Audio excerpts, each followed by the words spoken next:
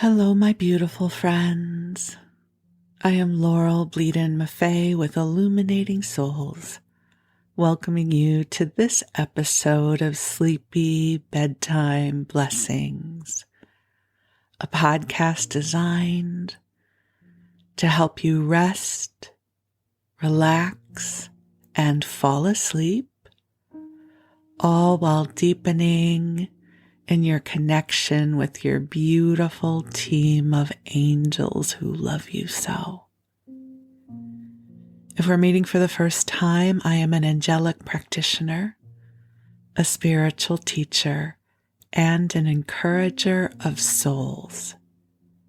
I have the best job ever. I love what I get to do in this world. And my work includes facilitating one-on-one angel sessions, which are wonderful, soul mentoring, which provides for consistent support as you move through a time of transformation and growth. And I also offer a variety of classes designed to inspire your spirit. And you can learn more at my website, illuminating-souls.com. And regarding my classes, there's always something new on the horizon. I ask the angels to help bring forward the inspiration of what I am to teach, and I listen. And I get so excited. I actually just had a download in the shower today of a new class I'm going to be offering in November. I'm not quite ready to share with you about it yet, but if you go over to my website, whether that class is available or another class, there's always something going. I really design my classes so if you love taking classes with me, there's always something new that you can jump into. It's not as if you can only take one class and then we're done. I love the blessing of having relationship with my Illuminating Souls family. It's such a beautiful thing that we get to share this journey together. So my classes are almost always small in size. They're very intimate. So if you are looking for a loving, heart-centered community, if the idea of participating in a class where we can have conversation appeals to you, come on over to my website and we'll see what I've got going. But for now, the angels and I are here to help you rest and fall asleep, unless you are someone who listens to the podcast during the day, in which case we are here to keep you company as you go about your day. I've heard from so many of you about how you use the podcast, and I know some of you use it for sleep. That was its original design.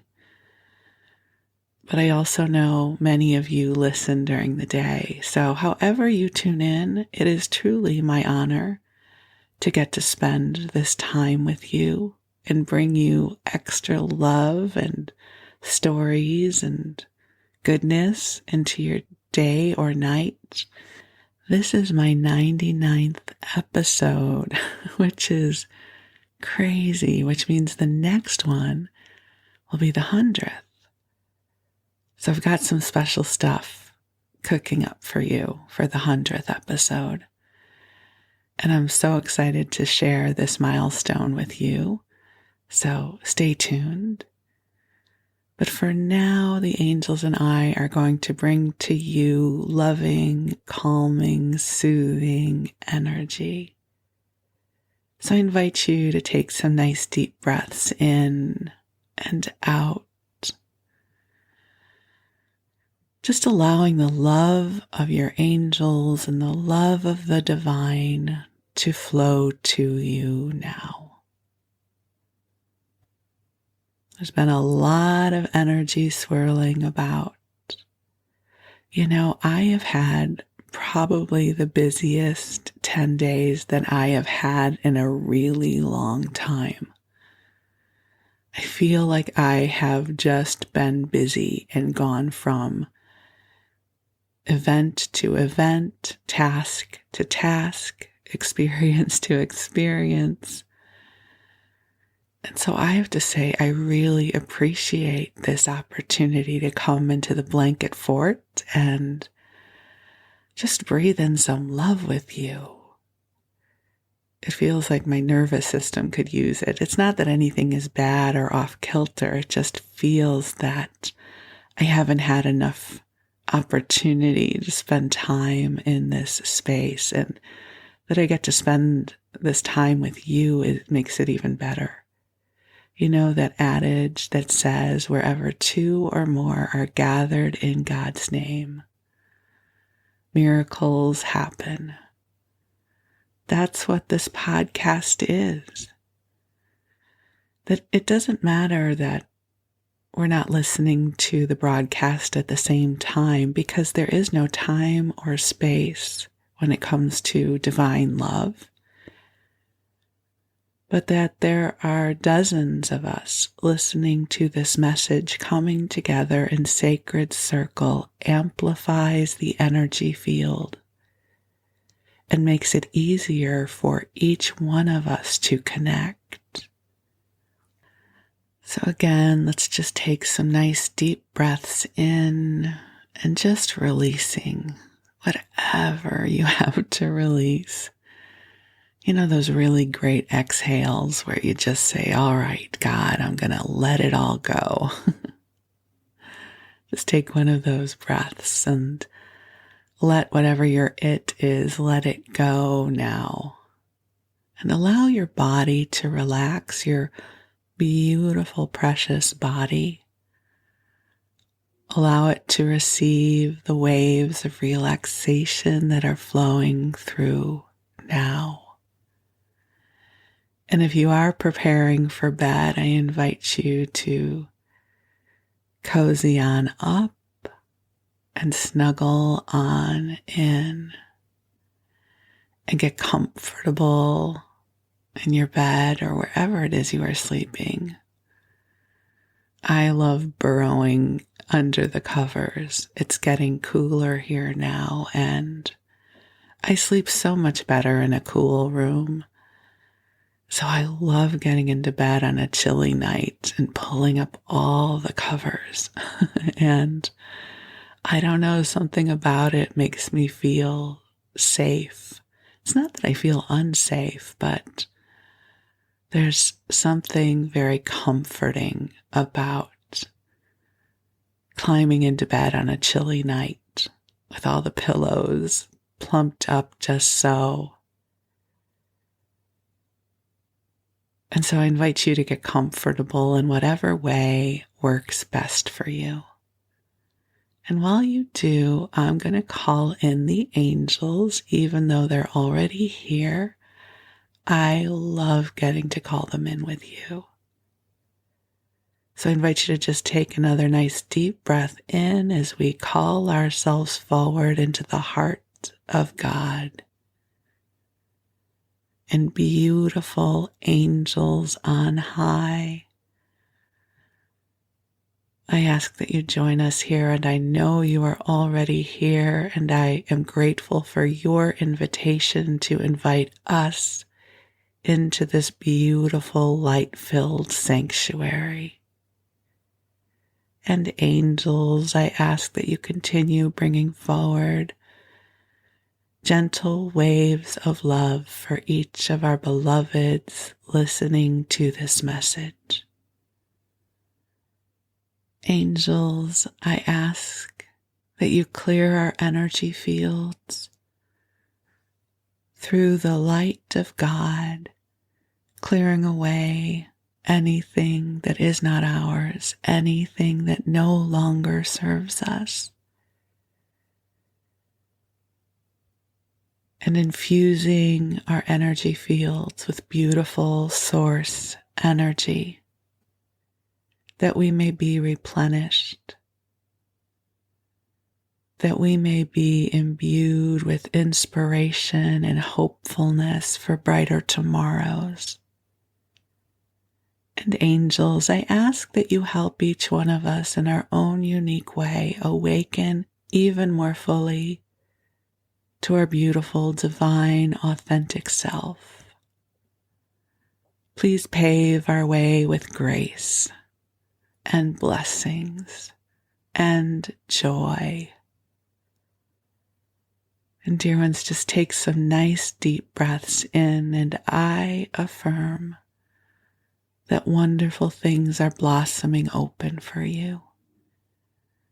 You know, sometimes on the journey of self-growth, when we talk about things like law of attraction, often we're told to visualize what we want, visualize it, think of it.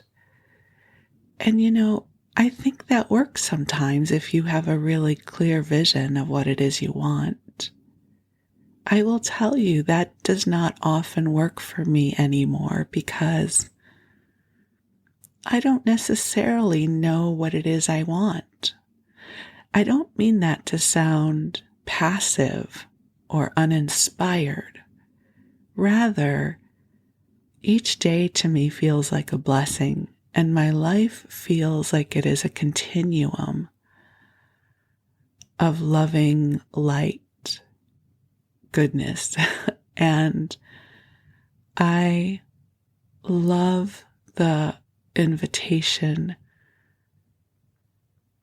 to open to God's dreams for me, because I believe God can dream a brighter dream for me than I can. That's a Maya Angelouism in a way.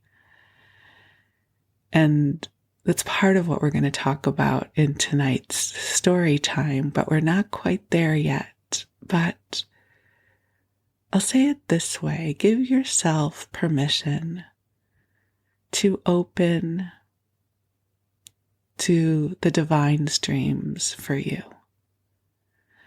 Allow that to feel really expansive. Because your soul, it is ever evolving. Each of us, we learn and we grow and we evolve every single day. And there might be dreams incubating within you that you did not even know about 6 months ago. I love living my life with the concept that not all the bold strokes of who I am have yet to be revealed. That maybe there are still super cool things to learn about myself. And if this is true for me, this is true for you. For instance, what if you're an amazing writer, but you haven't yet started writing?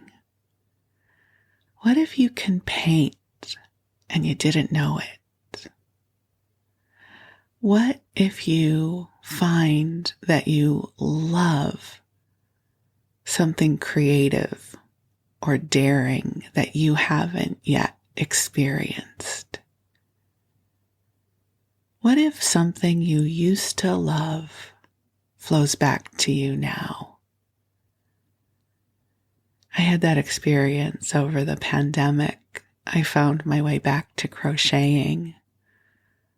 My mom had taught me to crochet when I was 8 years old, and it had kept me company throughout my life, but I hadn't done anything with it for years. And that's a whole story time for another day, but I found my way back to crocheting in such a beautiful way for the past few years. So there are aspects of you, beautiful, wondrous expressions of you that come calling every once in a while. Maybe you have your old journals in a box in the garage, or you have something under your bed. Maybe you tucked away some old painting supplies.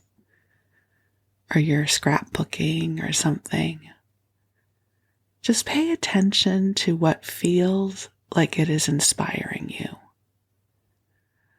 Allow the beauty of your soul to blossom open and delight you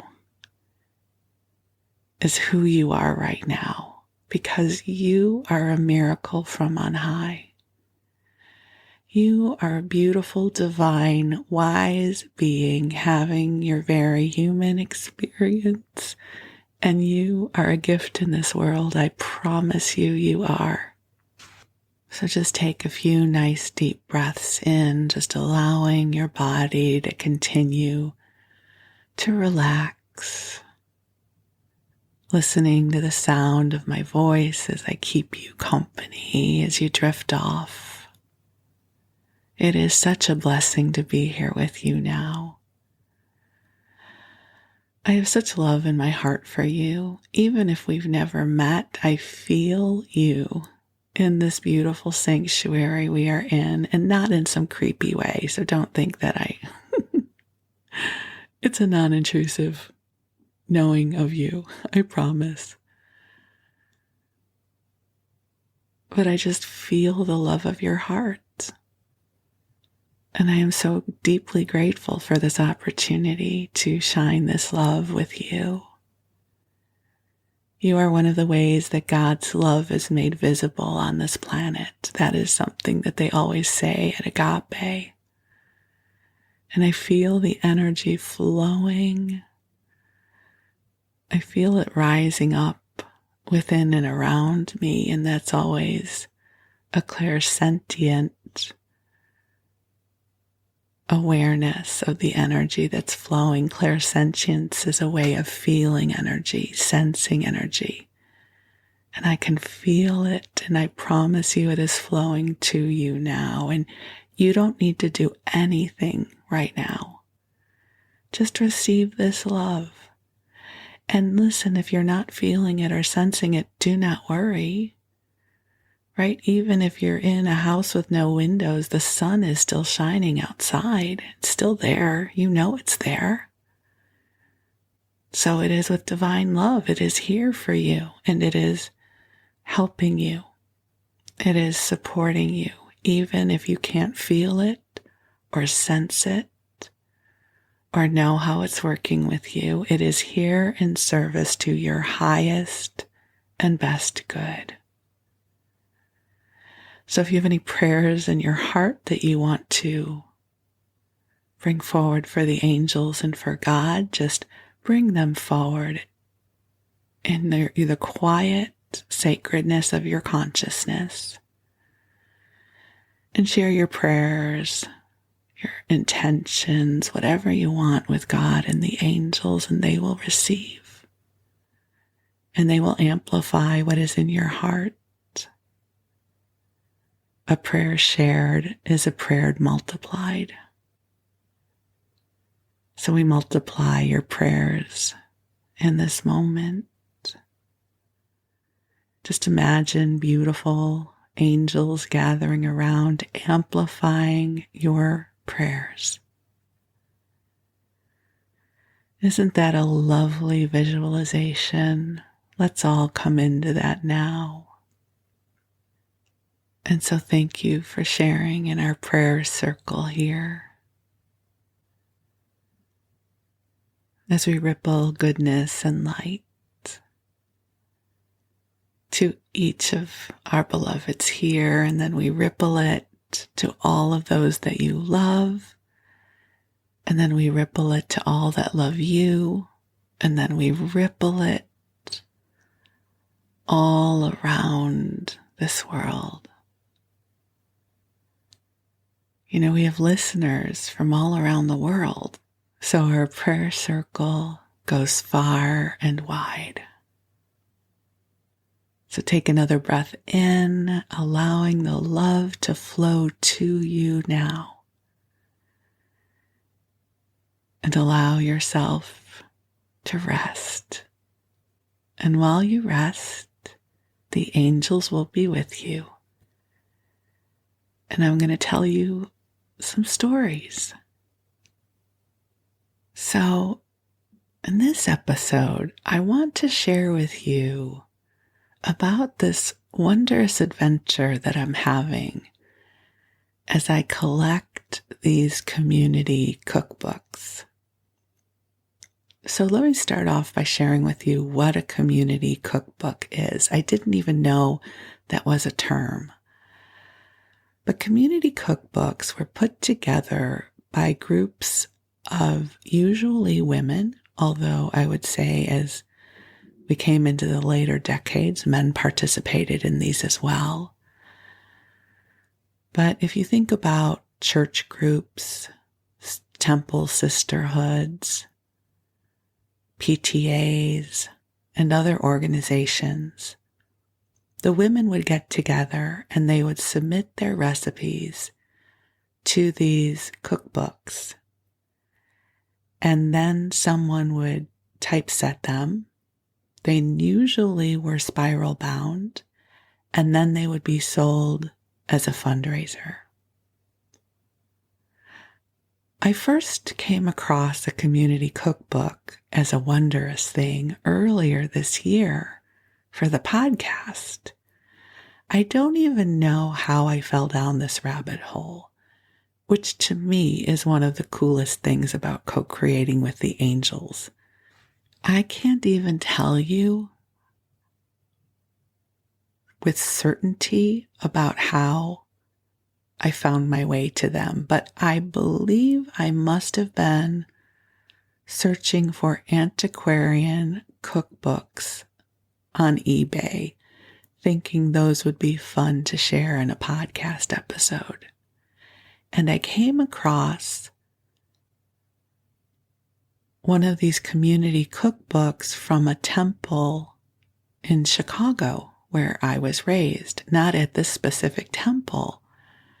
But I thought, well, that looks kind of cool. And whoever was selling it had posted some pictures of the interior pages, and there were kugel recipes. And I love kugel, which is a Jewish casserole. So I bought it. I paid for it. They shipped it to me. And when I opened the cover, it had belonged to a woman because she had written her name and address, who lived maybe 2 miles away from where I grew up. So to me, that was utterly enchanting. And I shared some recipes. That I think was one of the first recipe episodes I shared with you on the podcast. And then I was hooked because I don't know how you are, but I become a bit obsessed when I find something I love. And this can work in my favor and it can work to my detriment. But I think in this case, it really worked in my favor. I started looking on eBay for other Jewish sisterhood recipes because that's the keywords I was using. And I found more and I bought more. And what is so remarkable about these community cookbooks is they are really reflections of how the women cooked back then. You know, the cookbooks you buy off of Amazon or in a bookstore are wonderful, but typically they are tried and true recipes. They have been tested in test kitchens. They have been refined to reflect a certain palate or cuisine. And for me, as someone who doesn't really enjoy cooking, I love eating, but not cooking, those kinds of cookbooks make it seem really hard. And I'm not going to go through a recipe that has 20 ingredients and 20 steps. I'm just not interested. But a lot of these recipes in these community cookbooks are simple, and they use the ingredients of the time. And some of them include packaged goods ingredients. I shared with you in a recent podcast about some of the dietetic recipes that are in some of these cookbooks. And I find that I'm falling in love with these women. You know, some of the community cookbooks, the women are listed by their husband's name, right? I would be Mrs. West-Maffei. And it really speaks to the era. So I've started collecting them. And I shared with you a few episodes ago that my husband and I traveled to Park City, Utah. He had a business meeting. And Friday afternoon that we were there, we had some extra time, and some people would go hiking. They might do something very adventurous based in the beautiful space we were in. My husband and I went and looked for rare and used bookstores. That's our happy place. So we went to this really awesome rare and used bookstore. And my husband was looking for the stuff he loves. And I went to look at the cookbooks to see if they had any of these community cookbooks. And they did. So the one that I found is Favorite Recipes of Indiana P.E.os. Now, I had never heard of a P.E.o. It's P like Paul, E like elephant, O.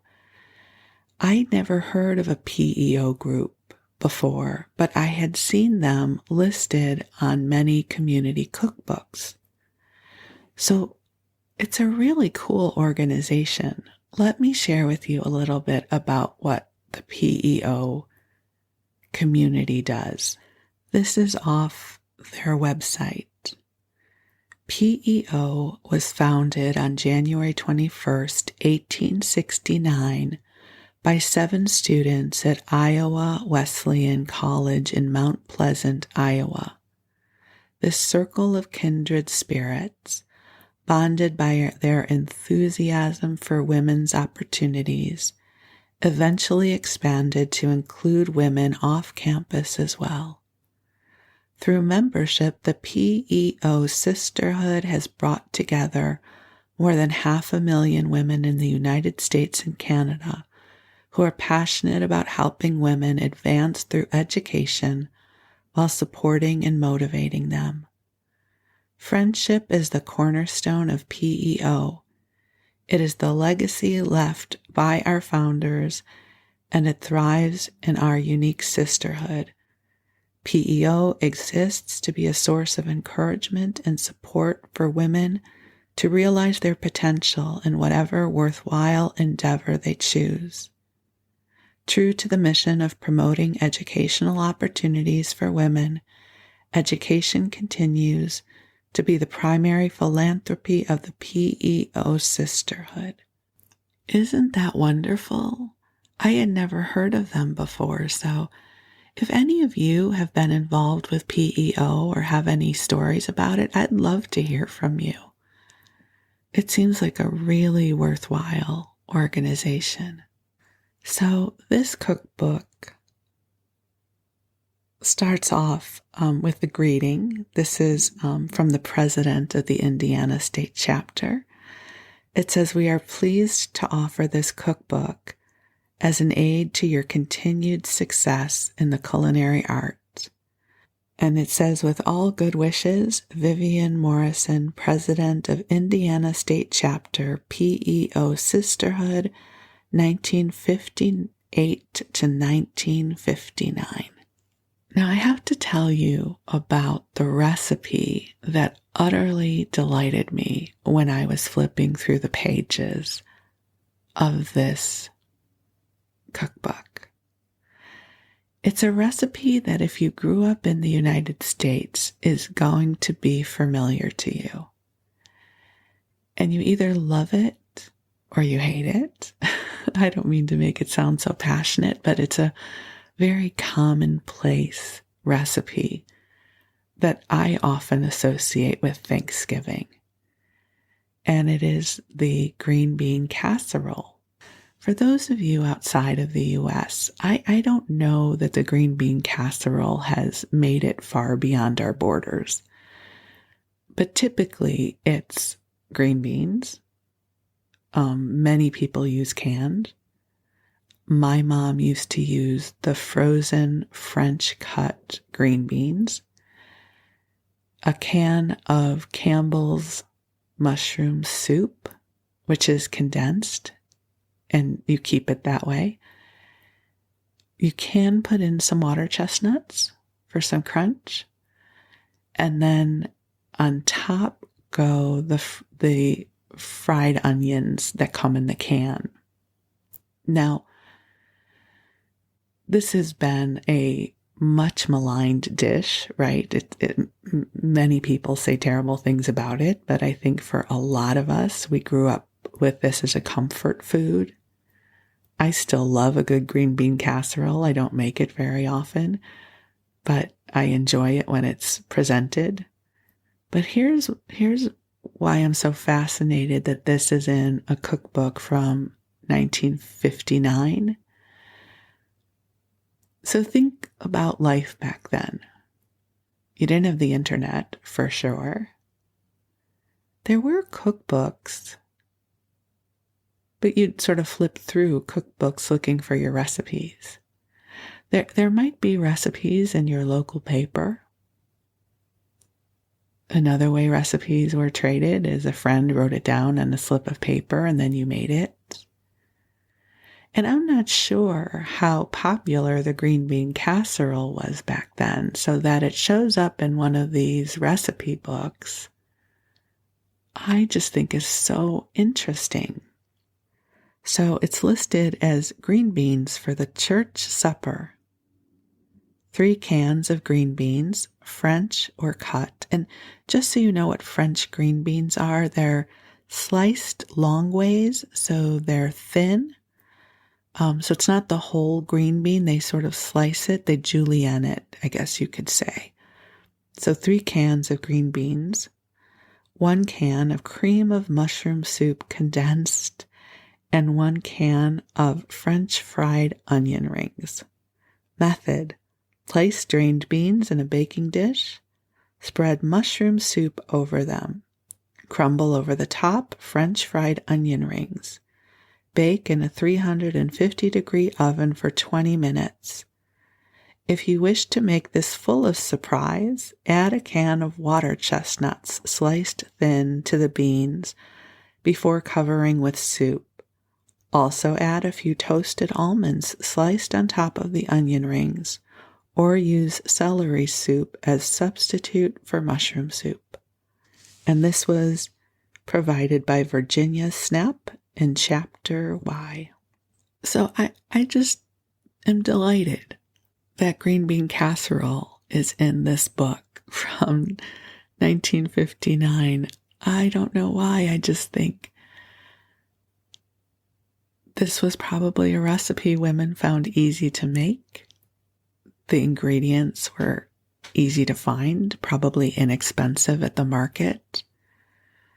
Right? You open a few cans, you pour it into a dish, and ta-da, you have a side dish for dinner.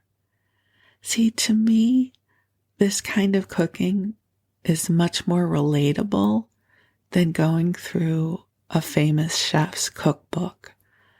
This, I would make green bean casserole. This is right in my wheelhouse. Open some cans, pour them into a dish, cook them. I know it's making you all want to come over to my house for dinner, right? Okay. We'll find some more from this cookbook. And then we have a tuna noodle casserole. So again, I think many of us grew up with tuna noodle casseroles. This is called an albacore noodle casserole. So you take 1 3-ounce can of fried noodles. I'm not sure what those are. I wonder if those are like the wonton noodles or something. 1 can of mushroom soup. A 1/2 cup of milk. I'm sure that was whole milk.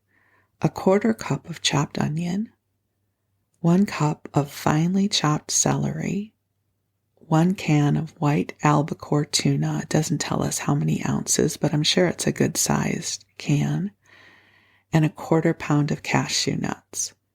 Put half of the fried noodles in a buttered casserole. Put mixture of other ingredients on top. Cover with the remainder of fried noodles.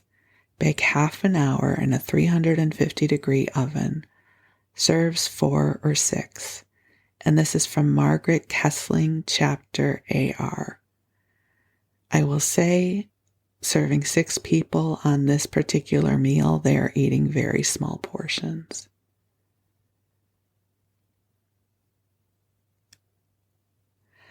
See, I relate to these recipes. Here's another one for a vegetable casserole. 1 package of frozen cauliflower, 1 package of frozen peas and carrots.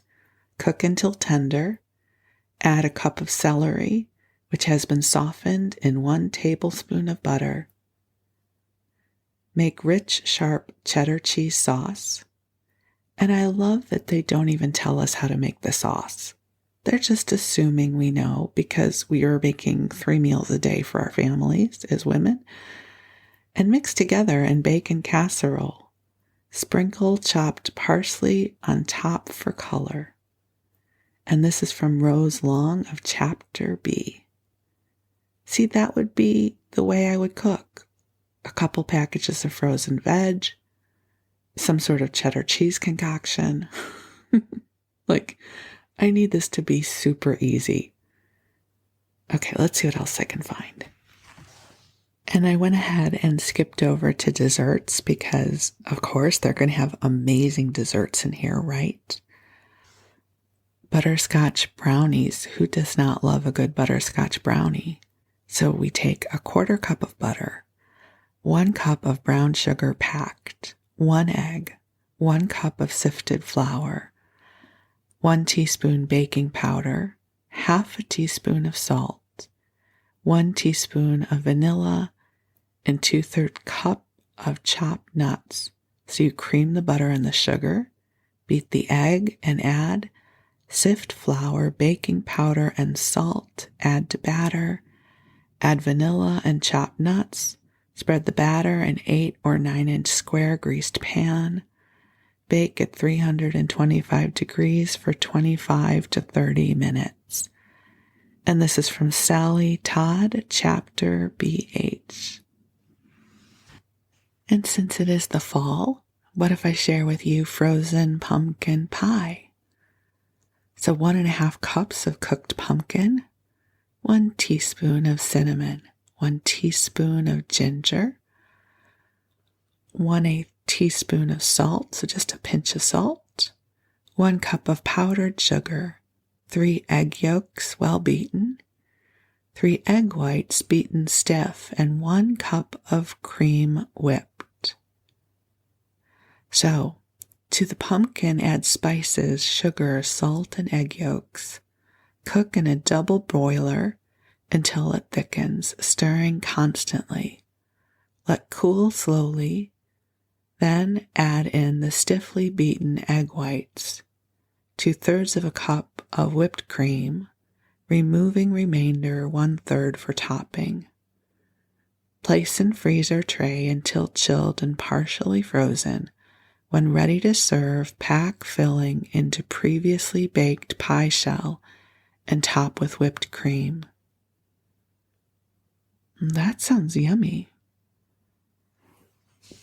Oh, that is from Bess R. Cunningham of Chapter K, PSP, and also from M.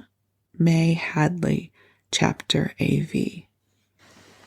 There is a recipe here for a generic form of Chex Mix, and who does not like a good Chex Mix? It's like every bite is a surprise. So this is called Snack Mix. So 1 box of bite-sized shredded wheat, 1 box ready-to-eat oat cereal, and then it says as parens little donuts, which we would know as Cheerios, 2 boxes of small stick pretzels broken, 2 boxes of bite-sized shredded rice, 1 pound of mixed salted nuts. And then for the topping they're using some bacon fat. Okay, I'm going to leave that out though, because that doesn't sound good to me. 1 cup of margarine, I would use butter. 1 teaspoon celery salt, 1 teaspoon of savory salt, which might be like Lowry's, 2 tablespoons of Worcestershire sauce, 2 dashes of Tabasco sauce, so they're going to go a little spicy here, and 1 teaspoon garlic salt. So you mix cereal and nuts in a large pan, heat fats until melted and seasoned, and pour over cereals and toss. And then you put into a 250-degree oven and bake 45 to 60 minutes, stirring every 10 minutes. This makes a large amount and can be stored in a tight-fitting container. And this is from Hazel Liebrook, Chapter BS. And you know what, I will just a little commentary here. I love homemade Chex Mix so much more than the packaged Chex Mix in the store. The stuff in the store is way too salty for me. So I don't make it anymore because I would just eat the entire batch myself. But if I ever have a reason to have people over and I can make it for people so that I'm not the one consuming 20 servings of Chex Mix myself, I will make it. So perhaps I will make it for Thanksgiving and then I get to have some. Okay, and then this is my kind of recipe. Apple crisp. 6 to 8 apples peeled and quartered. 1 cup of brown sugar. 1 cup sifted pastry flour. Half a cup of butter. Place apples in casserole. Work sugar, flour, and butter together until crumbly. Then pack it closely over apples. Bake at 350 degrees for 1.5 hours. So here's what I love about this recipe. It's easy. I don't have to keep turning back to the recipe book trying to figure out what's my 11th step in making this thing. I just want to chop up some apples and make some crumble and mix it all together, which is basically how I make my apple crisp for my husband. I chop up the apples. I usually will put in some frozen blueberries because it makes it really yummy. I try not to sweeten it with too much. I mean, it does need sweetener, so sometimes I'll put in sugar, sometimes I'll use agave. It depends on what I have. I'll put in some kind of thickener, whether it's flour or cornstarch. And then usually I'll just bake the apples on their own for a while until they get kind of tender. And then I put the crumble mixture on top. And it's super yummy. There's something here called hash. I've never had this before. So a 1/2 pound of vanilla wafers, which they say is 1 7-ounce box, 1/2 cup of soft butter, 1 cup of powdered sugar, and 2 raw eggs. So cream butter and mixture and then add the sugar slowly. Add 1 egg at a time. Beat and beat until like whipped cream. Roll vanilla wafers fine. Put half of the crumbs in a buttered dish. Spread on butter mixture. And then you add 1/2 pint of whipping cream whipped, 1/2 cup of chopped pecans, a small bottle of cherries chopped fine, and then mix and spread on butter mixture. Cover with the other half of the crumbs. Refrigerate 48 hours. And serves 12. Yeah, no way does this serve 12 people. Not with our big American 2022 appetites. This is contributed by Chapter A1. How many people do you think this would serve? You have 1 box of vanilla wafers, 1 cup of powdered sugar, and 2 eggs. There's no way. This serves 12 people. This serves maybe 6. Yeah, I don't know. That's just me. I like a substantial portion of something if I'm going to have it. Well, not really. I can't really eat like that anymore. Well, I wouldn't have this now anyways because I don't eat sugar. But if I did eat sugar and I went to the trouble of making this dessert, I would have had a big piece of it back in the day. I'm just saying. And then there are 3 different crumb cake recipes. I love a good crumb cake. So we'll pick this one. 2 cups of sifted flour, 2 cups of brown sugar, half a cup of butter, melted, or margarine, 1 egg, 1 cup of sour milk, 1 teaspoon of soda added to milk, nuts if desired. I always would desire those, and 1 teaspoon of vanilla. Pour melted butter over sugar and flour, working thoroughly with fingers. Set aside 3/4 cups of crumbs. Add eggs and milk with soda. Add vanilla. Pour into greased 6x10 pan. Sprinkle with crumbs. Bake at 325 degrees for 45 to 50 minutes and will serve 8. Helen Blue, Chapter Z. I guess serving 8 is reasonable if it's a loaf pan. It's just a little smidge, right? But then, I don't know how it works for you if you have a loaf pan of something that you always have to even the edge, so you take a little bit more, right? You kind of go by the kitchen. I'll speak for myself. Maybe you don't do anything so barbaric. I would go by the kitchen and lift up the foil or the saran, and I would just take a little tiny sliver, so small no one would even notice it was gone, and help myself to just the little sliver of a crumb. But I would do that, like 3 times in an hour, which would be a whole piece. But I don't know if you've ever read the research on this, but if you just eat things little slivers at a time, there are no calories in it. It doesn't count. And I'm joking, right? Because I don't want you to think that I'm right about something that important. But like when there's the tray of brownies or something and you just take that little corner. Little corners of things do not count. It's like the samples at Costco do not count. Small little bites of things are free. So that would have been me with this crumb cake for sure.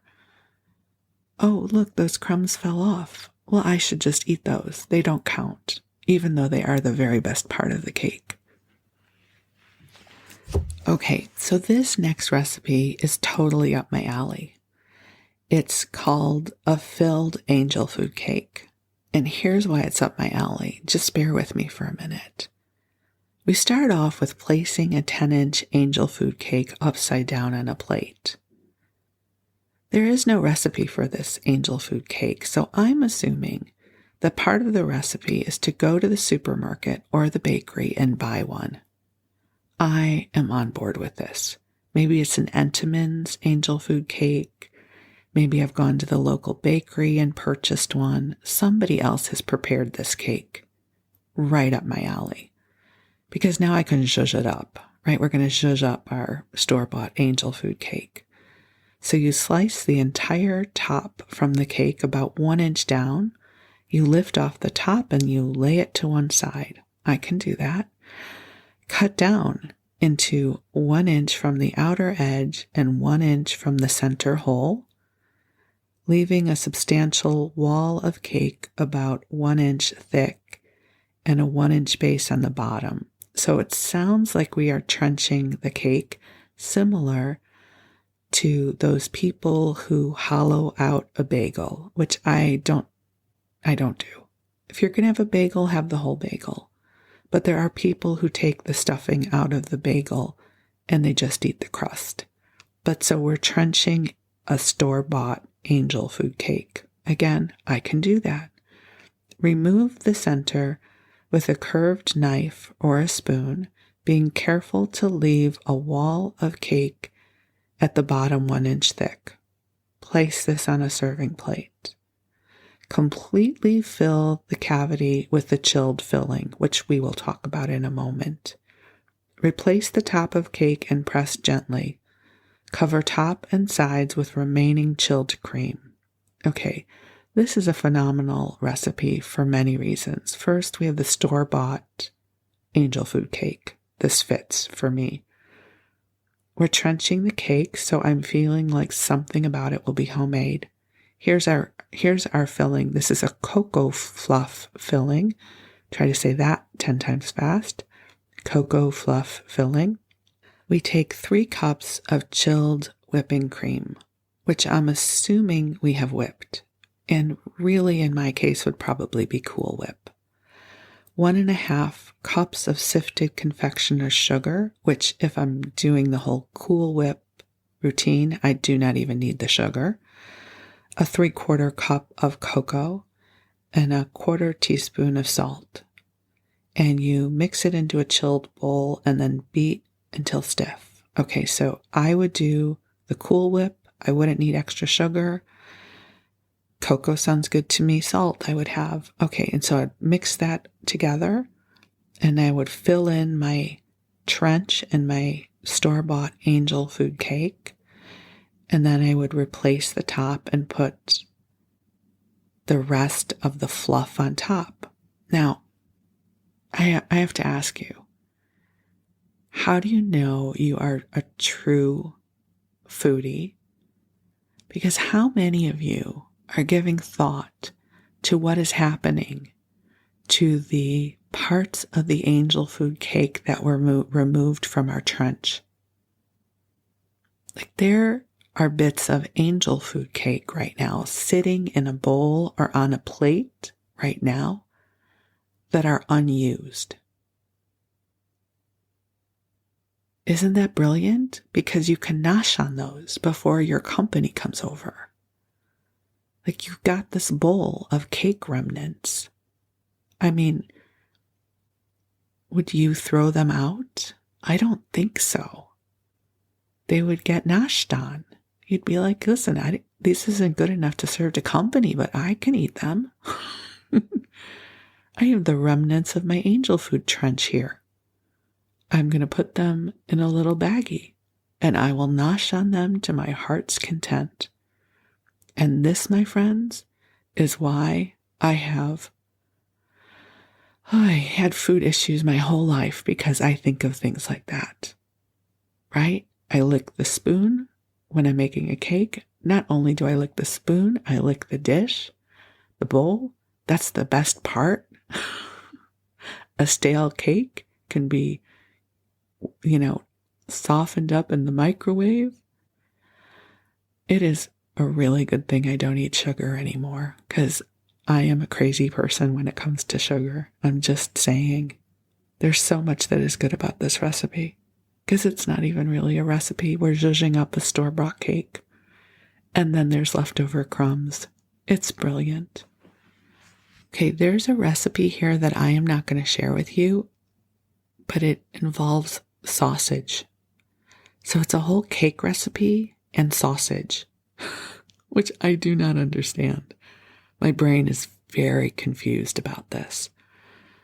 There is a tomato soup spice cake, which I have heard of before, but I have never made. There's a wonderful woman on TikTok. I forget what her username is, but she calls herself the leader of the Fat Kid Alliance, and she's always making recipes like this. She makes different kinds of pound cake and butter cake, and her thing is you have to remember to use a spatula to scrape out the bowl. I love her, but I think she may have made a tomato soup spice cake before. I'll share it with you since we're talking about it. It doesn't sound appealing to me, but maybe you grew up with something like this. You take 1/2 cup of butter, 1 cup of sugar, 1 can of tomato soup, 1 teaspoon soda, 2 cups of flour, it's 2 teaspoons. Be careful. 2 teaspoons of baking powder, 1 teaspoon nutmeg, 1 teaspoon cinnamon, 1 teaspoon cloves, a 1/4 teaspoon of salt, 1 cup of raisins, and 1/2 cup of chopped nuts. So you melt butter, add sugar, soup, and soda. Sift dry ingredients together and add to first mixture. Add raisins and nuts and pour batter into greased and floured tube pan. Bake at 350 degrees for 40 minutes. Oh, and then there's frosting involved. Now I'm interested. 1 package of Philadelphia cream cheese, 1/2 cup of powdered sugar, and 1 teaspoon of vanilla. And this is from Mary Lib Walker in Chapter AI. And we will end with this one, Dream Bars. These are going to sound very familiar to you because I think so many of us grew up with them. 1 can of Borden's condensed milk. Do you know where we're going yet? I'll give you the next one. 21 graham crackers rolled. 1 package of coconut and 1 package of chocolate chips. Stir together and bake in greased pan for 20 minutes, 325 degrees. Let cool a little bit and cut. Selma Campbell, Chapter AJ. For dreamy goodness.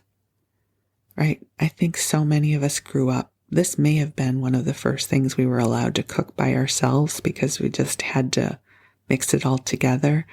I think we also called these 7-layer bars because they also included butterscotch chips and nuts.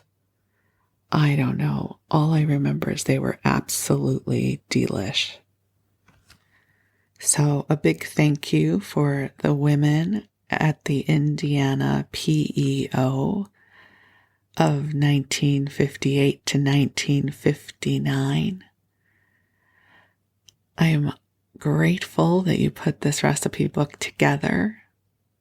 And isn't it fascinating that I found it in a bookstore in Salt Lake City, Utah in the year 2022? I just think that is a magical, marvelous thing.